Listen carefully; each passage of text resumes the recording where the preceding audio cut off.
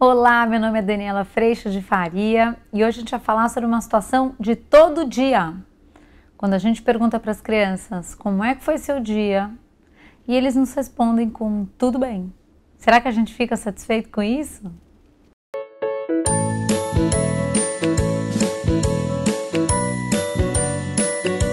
Essa pergunta, gente, e aí, como é que foi seu dia na escola ou no fim do dia? Me conta o que você fez de bom. Gente, essa pergunta ela conta também de algo tão especial e tão importante, que é a nossa sensação e a nossa condição de não termos controle sobre o que acontece aos nossos filhos ou como eles vão viver esse espaço que pertence a eles. A escola e a casa de um amigo. Na casa do amigo a gente já tem a mãe do amigo, mas a escola, que é esse micromundo onde as crianças estão se experimentando e a gente fica aqui, né, do lado de fora, esperando aquele sinal bater, aquele final de período acontecer, para exatamente a gente saber de tudo o que aconteceu. Só que eles não contam pra gente tudo. O que acontece é que quando a gente parte para essa pergunta, muitas vezes a resposta deles é um belo foi tudo bem.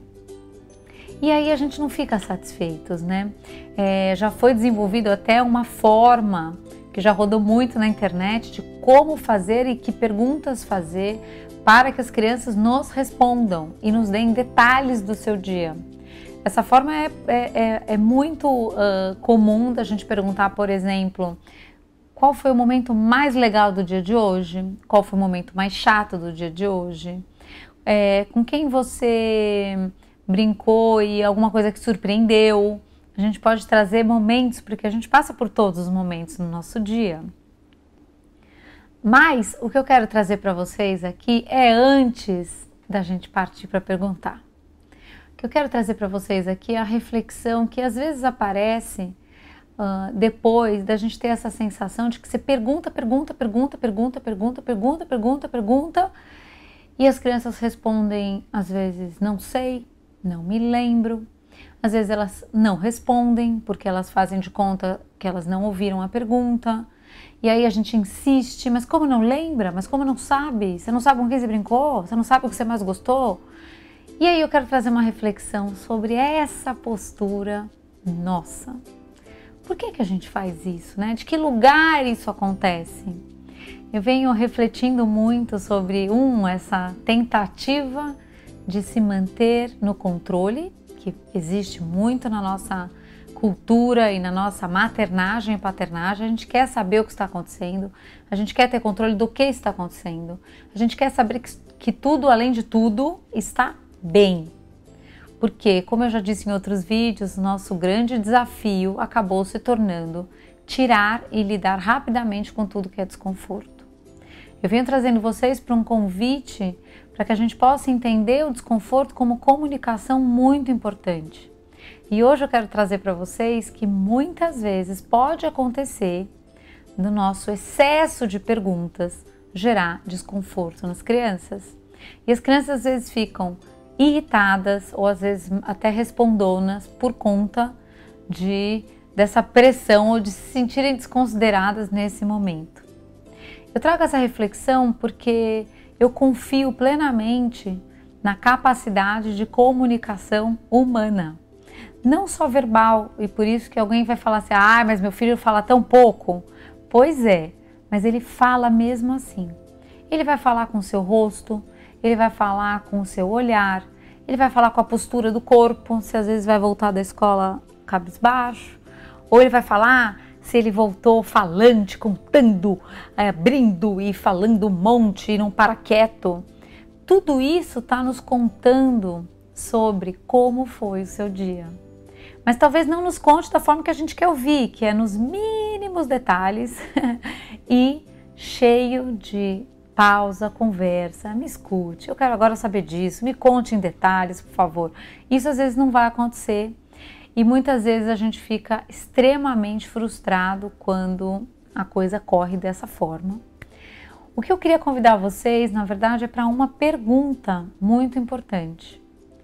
Quando a gente faz uma pergunta para os nossos filhos a respeito do seu dia, eu estou realmente querendo saber sobre ele, ou eu estou querendo acalmar meu coração de tudo que eu me preocupo a respeito dele? Esse é um lugar que parece meio parecido, mas não é. Imagina que a hora que eu pergunto algo sobre você, me conta como é que você está, ou como é que foi seu dia, o que você estiver disposto a me falar, eu vou receber de informação.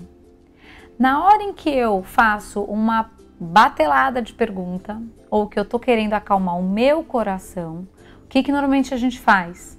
A gente pega aquela lista de preocupações. Pode ser aquele amigo, uma preocupação, se a professora te tratou bem, outra preocupação, se no recreio você brincou com quem, outra preocupação, se você não ficou só, outra preocupação. Mas aí a gente já está contando que a gente precisa vencer o desconforto, a tristeza, o medo, a raiva e todos esses sentimentos que a princípio a gente está achando que a gente precisa tirar. Imagina, gente, que na hora que eu faço todas essas perguntas, muitas vezes a criança não passou por aquilo nesse dia, não está vivendo essa situação, mas eu que estou preocupada com tudo isso que pode vir a acontecer, ou que já tem acontecido, e eu me mantenho cuidando disso, eu faço a pergunta para que essa criança me acalme. Pode parecer novo refletir sobre isso, ou pode parecer diferente refletir sobre isso, melhor ainda do que novo, mas eu acho que isso faz toda a diferença na nossa comunicação. Porque eu vou dizer para vocês o seguinte, muitas vezes quando eu pergunto para o outro, mas eu quero acabar com a minha lista de aflições, às vezes eu não estou nem prestando atenção na resposta. Ele vai falar, tudo bem, um amigo, check. Aí você fala, mas e como é que foi com tal coisa, check? Mas de repente ele me respondeu que ele brincou com um amigo, ou que ele brincou com outro amigo, ou que ele descobriu um terceiro amigo. Mas às vezes a gente não está prestando atenção nessa resposta pelo exato motivo de eu estar prestando atenção em me acalmar. Então eu trago essa reflexão para vocês hoje, porque esse tem sido um espaço muito trabalhado lá no curso online. E eu acredito que na hora em que a gente parte de um lugar de consideração de nós mesmos e do outro, a gente começa de novo a construir esse lugar de encontro. Imagina que eu posso até falar para o meu filho, filho, você pode me responder como é que está tal assunto? Porque eu passei a manhã com o coração apertado. Mas aí eu tenho clareza em mostrar para ele que a hora que ele está falando isso para mim, ele não está falando isso por ele muitas vezes, ele está falando para me considerar.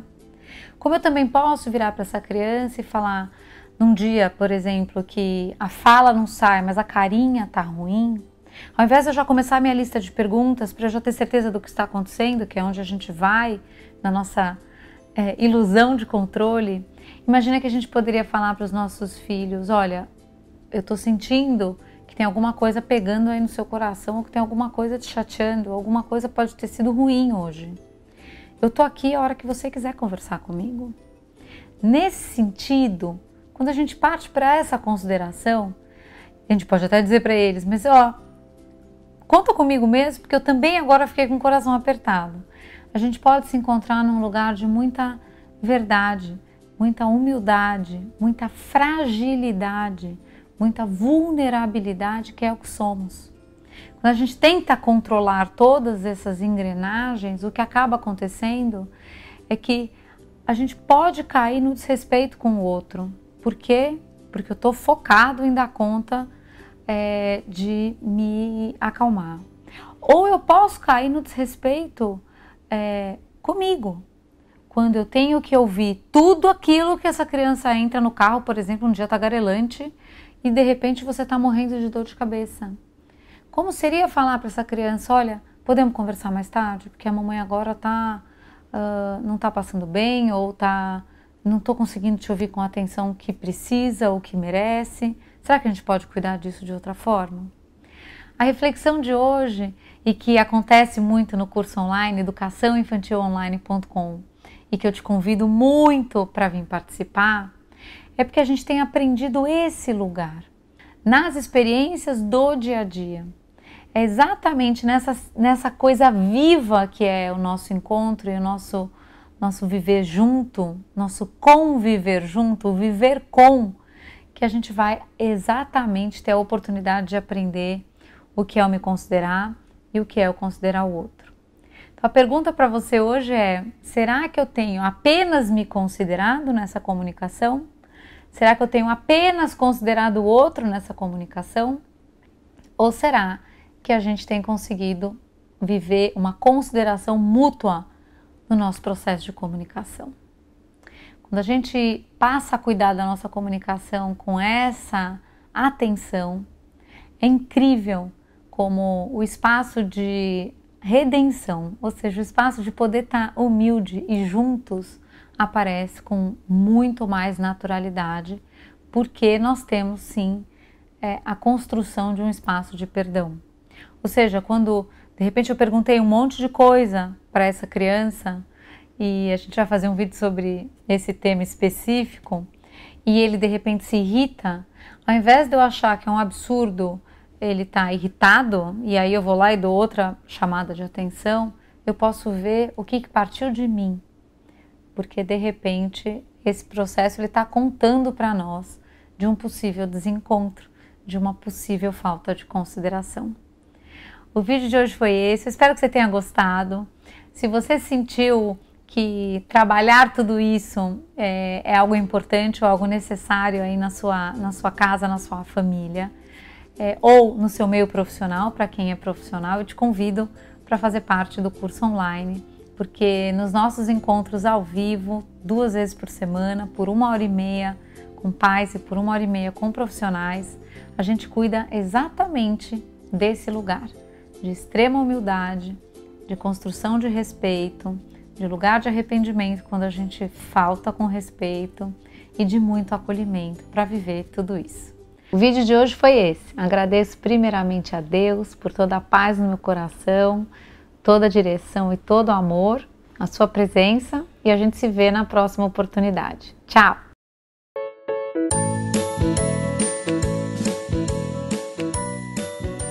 Se você gostou desse vídeo, se inscreva no canal e espalhe essa ideia. Tchau!